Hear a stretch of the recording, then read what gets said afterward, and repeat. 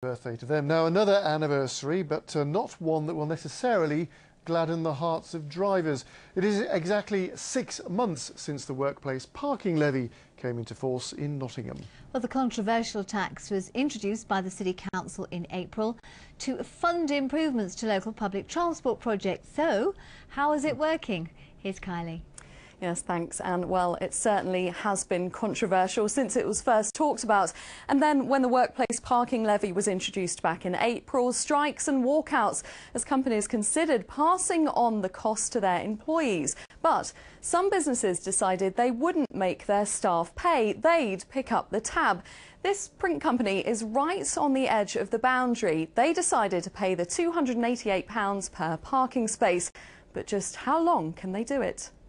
It's a huge hit for the company, and it's a very, very difficult decision to make. We've got staff that are long-term standing staff, and we want to do the best for them. But at the end of the day, how much can a company keep taking on all these taxes?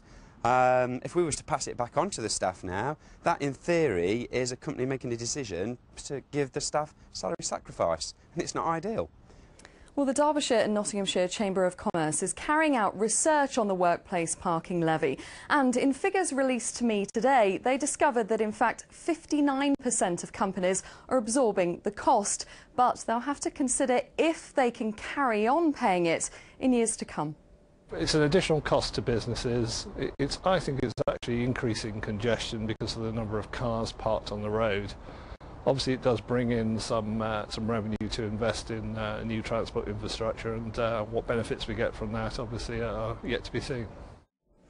And the Chamber of Commerce also says that 4% of businesses have moved out of Nottingham, and they cite the workplace parking levy as a key factor. Another 12% had considered or are considering moving out of the city. Now, the workplace parking levy was initially introduced to fund projects like this, the extension to the tram network. And in a statement, the City Council said while other cities are struggling to attract inward investment in a difficult climate, Nottingham is able to forge ahead with building an extensive tram network, redevelop its railway station and continue to invest in better public transport. All of those projects, it says, will help lay the foundations to ensure that Nottingham is well positioned to take advantage of a buoyant economic climate. But for those companies in the city now, it's how they balance the happiness of their employees with footing the bill for parking. Thanks, Kylie.